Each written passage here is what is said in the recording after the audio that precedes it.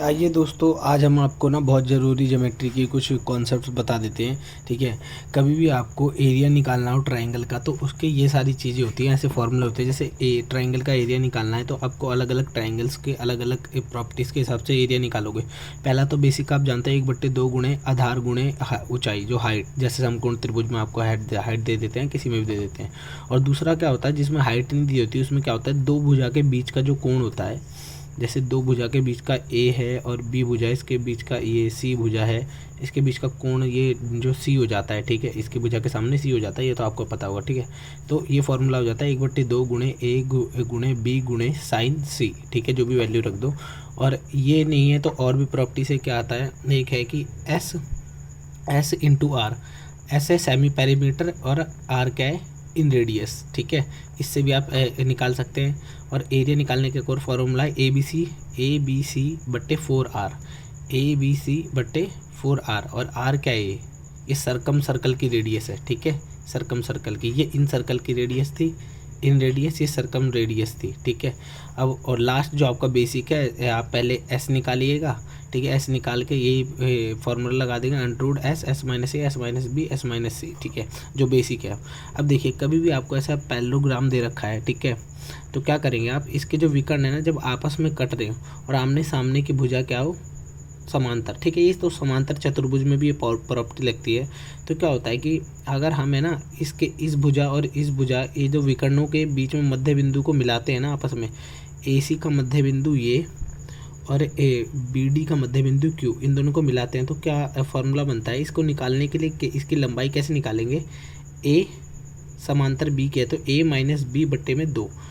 A B को minus करके बट्टे में 2 करोगे तो ये आ जाएगी। और ये कौन सी भुजा होगी, ये ए सी के मध्य बिंदु और बी डी के मध्य बिंदु को मिला के बनेगी मध्य बिंदु, मतलब इस लाइन का ये सेंटर मान रखा है और इस लाइन का ये आधा मान रखा है। ठीक है।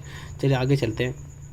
अब कभी आपको वृत्त दे रखे हो, सर्कल दे रखा हो और उसके अंदर ट्रायंगल दे रखा हो, उसके अंदर एक और इन सर्कल दे रखा हो, तो बड़े आर, देखिए इसे पता कैसे लगता है कि छोटी छोटी त्रिज्या कौन सी है। छोटी त्रिज्या होती है जो अंदर त्रिभुज बना है, देखो अंदर जो सर्कल बना है, सॉरी सर्कल के जो है वो अंदर है, उसकी देखिए बाउंड्री से बाहर नहीं जा रही है, तो इस सेंटर से लेकर यहाँ तक ही तो जाएगी, तो ये इसकी इन रेडियस है। और देखिए बड़े वाले के लिए देखिए यहाँ तक जा रही है। ठीक है। तो ये इसकी क्या है, सर्कम रेडियस है। तो सर्कम रेडियस और इन रेडियस निकालने का फॉर्मूला क्या होता है, इन रेडियस निकालने का फॉर्मूला होता है A/2√3 और सर्कम रेडियस का फॉर्मूला होता है A/√3। इन रेडियस छोटी होती है, इसीलिए जो ए है वो भाग होगा तो ज़्यादा छोटा जाएगा, और आर है जो सर्कम रेडियस है तो ये बड़ी होती है, इसीलिए केवल √3 से भाग करेंगे तो ये थोड़ा ज़्यादा बड़ा बचेगा। ठीक है। और इन रेडियस और सर्कम रेडियस का अनुपात क्या होता है, जब इस तरीके का चित्र मिलेगा तो 1:2 याद रखिए। जैसे इन रेडियस आपकी 3 है तो ये अपने आप 6 हो जाएगी, क्योंकि 1:2 में होती है। ये क्या होती है 1 और ये होती है 2। मान लीजिए ये 1 है और अनुपात में क्या है ये 2, तो ये अगर 6 हो जाएगी तो ये 6 दूनी 12 हो जाएगी। ठीक है। चलिए आगे चलते हैं। अभी आपको कभी भी ऐसा चित्र मिले, चाप खंड मिले, वृत्तखंड का हिस्सा मिले, तो आपको क्या करना है कि यहाँ पे आपको ना, अगर वो दे रखा है, क्या नाम है, कोण दे रखा है, तो आपको चाहे ये निकालना हो चाहे ये निकालना हो, इसकी परिधि की लंबाई जो टुकड़े की है, तो ये कैसे निकालेंगे, एरिया बराबर, ये एरिया दे रखा होगा आपको, देखिए या तो एरिया दे रखा होगा, एरिया निकालने के लिए आप क्या करेंगे, 1/2 गुणा में एल गुणे में आर, 1/2 गुणा में एल गुणे में आर, इसकी इससे गुणा कर देंगे एल और आर के, और 2 से करके भाग कर देंगे, तो आपका क्या आ जाएगा, एरिया। समझ आ रहा है। ठीक।